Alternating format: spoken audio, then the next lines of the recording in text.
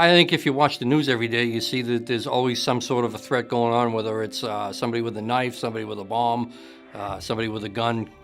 We realized that with what was going on in society, with multiple active shooters, occurrences happening across the country, we felt we weren't immune to having that in our own neighborhood. So the Office of Emergency Management recognized that we didn't have a unified plan within the city. And that really comes down to how are police, fire, and EMS going to work with the hospitals, the schools, and other organizations to ensure that they have an updated and unified procedure for active threat response. Yeah, the planning effort that went into this particular day of exercise was tremendous. We had a series of meetings beginning about a year ago where we identified the gaps in our planning for active threat events and then pulled together the key responders to review this to see if we could do something that was better. We chose to do an active shooter type scenario because those are some of the most difficult incidents to respond to because of the violent nature of them and because they tend to result in mass casualties. I got a casualty directly in front of me. Looks like a gunshot wound to the head. This was fast, hard-hitting. You had somebody pointing a gun at you. You had someone pointing the gun back to the police. You had people down on the floor. You had people bleeding. I think what made this drill feel real was the fact that police officers were walking around with weapons drawn.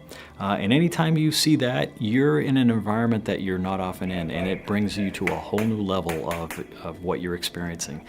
An active shooter scenario is probably the most stressful scenario that any human being can find themselves in.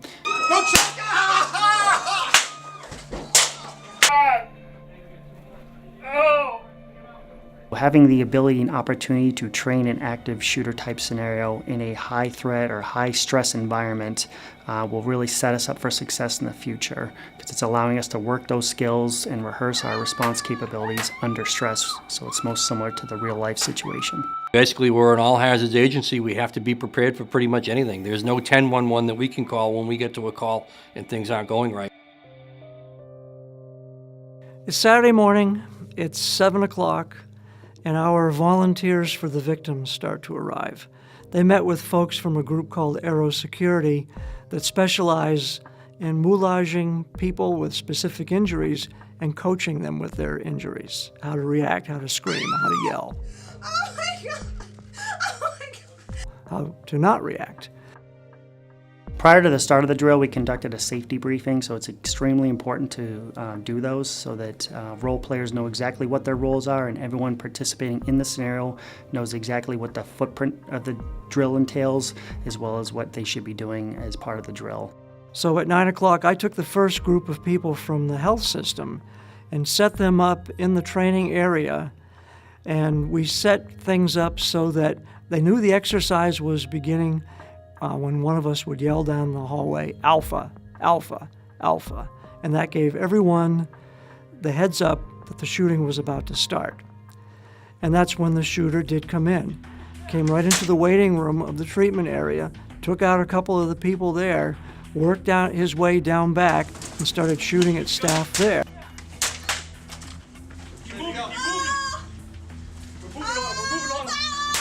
Came back out into the waiting area, went back down the hallway where he engaged the police officers that were coming in. At the start of the scenario, officers began responding to the scene.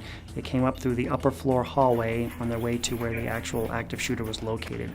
On their way through the main hallway, they actually encountered the gunman and it began a gunfight between the two. So the gunman exchanged gunfire with the responding officers. The purpose of having that part of the scenario was to test whether the officers would push forward and neutralize the threat in that situation, or to see whether they actually barricade in place and set up a perimeter, which would be the wrong response for our officers. That mistake was made years ago in Columbine. We've since learned that that is not an effective way for handling active shooter scenarios because it allows the shooter to then further kill and wound more individuals. Once the shooting starts, that's when we train our staff to announce Code Silver. Code Silver, emergency department. Code Silver, emergency. Code Silver immediately engages other staff to call 911, and it engages staff to also clear the area. If you're outside of the area when it's paged, you don't go there. You stay away from it. And if you are caught up in the area, you escape if you can, or you barricade yourself for safety. The training definitely worked. They went over what we needed to do, which is opposite of what healthcare providers usually try to do, which is basically to run, hide, or fight. And in my circumstance, I had to hide, and we barricaded ourselves in the office and locked the door, even though we wanted to help. You guys know each other? You both work here? Let's go. Any injuries? No. Okay. And there are 3 zones of care in these scenarios. There's the hot zone, or what's called direct care under fire, where only probably a police officer might be providing care to somebody if he or she is not actively engaging the shooter. Now, once the shooter is eliminated and they've got things pretty well buttoned up, but they're not 100% sure, they term it the warm zone. And this is where they carefully move patients to a centralized collection point and organize the fire department in groups to bring them in and provide that initial care. The warm zone is then transitioned to the cold zone, an area that's away from the hot zone and warm zone that's considered 100% safe. There is no likelihood of somebody getting shot at. And that's where AMR was staged to receive the patients from Nashua Fire Department. During the active threat drill, the initial responding officers responded into the crisis location and aggressively searched for the suspect. Is that right? Once that was done and the threat was neutralized on that, a warm zone was established. Once the warm zone was established, the initial responding officers called for a rescue task force, which came up from the staging area. The rescue task force is comprised of police and fire personnel. So the basic job of the firefighters, once they form up with the police officers into the rescue task forces, they'll go from the cold zone into the warm zone, and then they'll proceed to any casualty collection points that have already been set up. Those are set up by the police officers. Those are all the people that they've been able to safely remove to one collection area. And then our folks will go in with the police officers guarding them. They'll perform any EMS that needs to be done, any gross bleeding control. It kind of goes out of our normal protocols for being EMTs, where we treat everything. We treat airways, we do CPR, that sort of thing. All bets are off at this point. Bleeding is what's going to kill these people, so we need to stop the bleeding, and we need to get them outside to definitive care. Rescue Task Force is trained to move a patient in any way they can. So in many cases, Nashua Fire have their own extrication equipment. But if they start running low on those supplies, you can grab anything to move a patient. We have what we call skeds, which are basically plastic roll-up sleds like you may have had as a child, where we can put people on. They're pretty smooth. One firefighter can drag a person in that. We have leather straps that are fairly similar, where 2 firefighters can almost cocoon somebody in a leather strap and drag them out. We've removed people on rolling office chairs. I saw one person get removed on a wagon that was in the room. At this point, it's any means to get them out.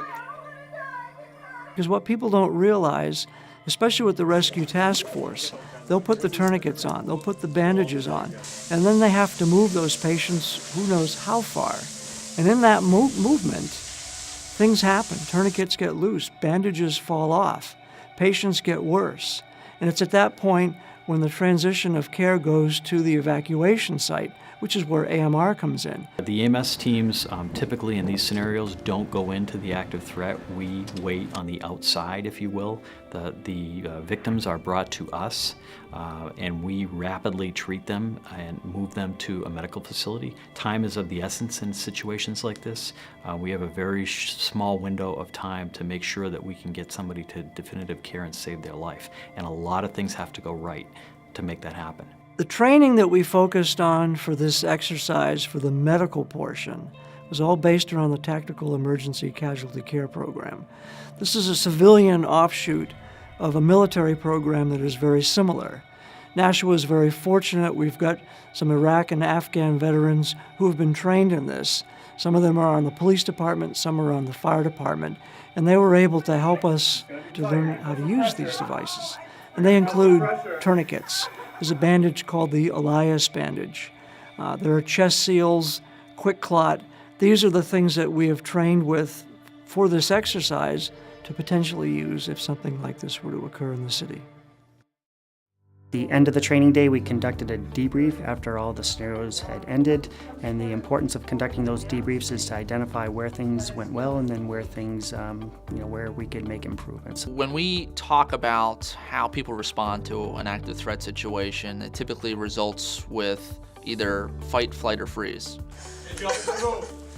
What is going on? Hearing those screams, hearing the people who are moulaged up and being rushed around, it is an emotional event, and I think the staff handled it very well. This training will be very helpful in the future, and I think more and more facilities should use this training. I know I've already brought it back to my staff members and my friends and family. It's really important to teach these methods and to save as many lives as possible in, unfortunate circumstances like these. I think one of the takeaways from this is that it's a really good example of how Southern New Hampshire Health, Nashua Fire Rescue, the Police Department, and AMR, among other partners, work together to keep Nashua safe. The only way a unified plan for an active threat is going to work is if these people get the opportunity to practice and work together. Something like this happens for real, it's not going to be, hi, I'm so-and-so, it's Mark, this is what we've got going on. Or Joe from police, Mark, this is what we need you to do. Or Chris from AMR, or Rick from the fire department. We already know each other, and we know each other well. It was a very good training day.